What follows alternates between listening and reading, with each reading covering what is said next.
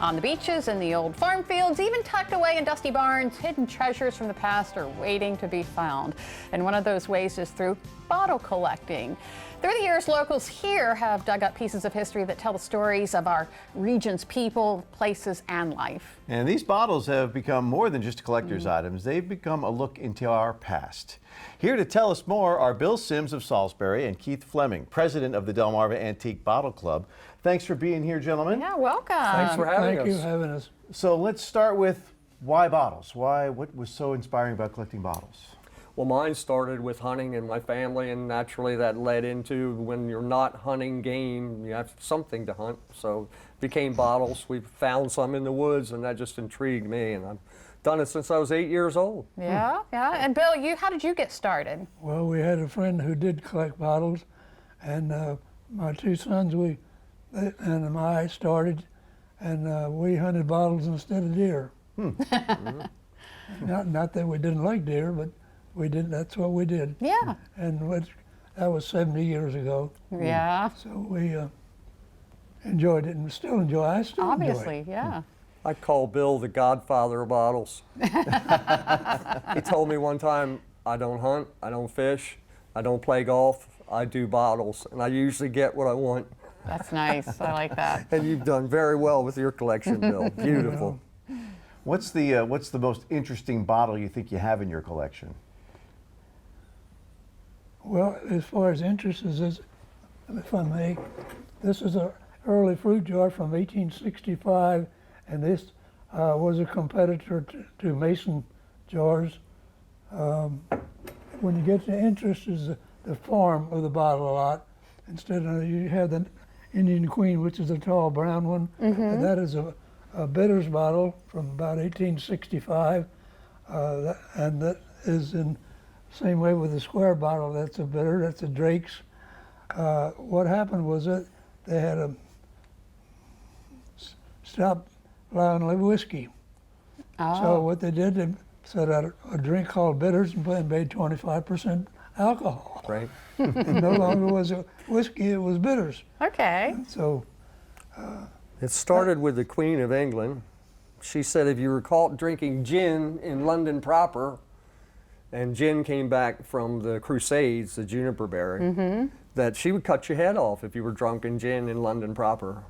So they did just what Bill said. They put bitter herbs in it and called it bitters when in the apothecary shops. Well, the Dutch never stopped producing the gin, but to be able to sell the gin in other countries that it was illegal, they turned it to schnapps. So this bottle actually says Vanderveer's medicated gin and or real schnapps. And or. I like that. I Yes. like that. So you guys are, as we mentioned, part of the Antique Bottle Club. Yes. Tell us about that. Well, it's the Delmarva Antique Bottle Collectors. We're a group of there's probably 60 to 70 members. About 30 are active. We put shows on every year, and all of our proceeds go to charity. The show is September 21st from 9 till 2 in Ellendale, Delaware on Main Street. It's 320 Main Street, but you can't miss the fire hall. There's plenty of parking. The Ladies Auxiliary does the food, so the firehouse food is always good. And I would really like to see people come. You'll see things that you cannot imagine, from $6 to $4,000 or $5,000. Yeah, because you were talking about some of these bottles can fetch some very good expensive. cash. Yes, very expensive. Yeah. Yes. What is the most valuable bottle you've ever collected?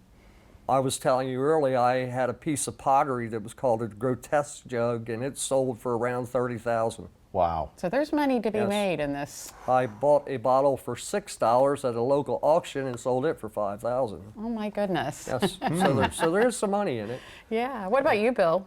well, I have a collection of early whiskey bottles from 1815, and there are 11 to, I think, 13 different molds.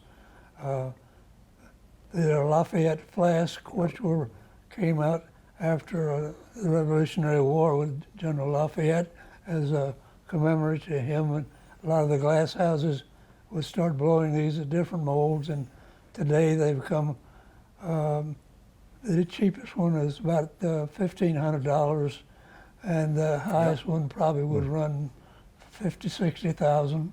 That's incredible. I don't have that. Okay.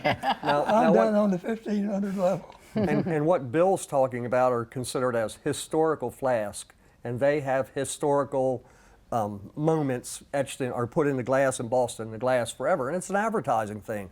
This is a flask here. Washington Taylor was made in Dyettesville in Philadelphia at a glass plant. This was made in Baltimore at a glass plant, and if you notice, this one has a soldier on one side and a sunflower on the other side. Most people would have no idea, but what that is referring to is the Mexican-American War. That's incredible. Yes. So much knowledge.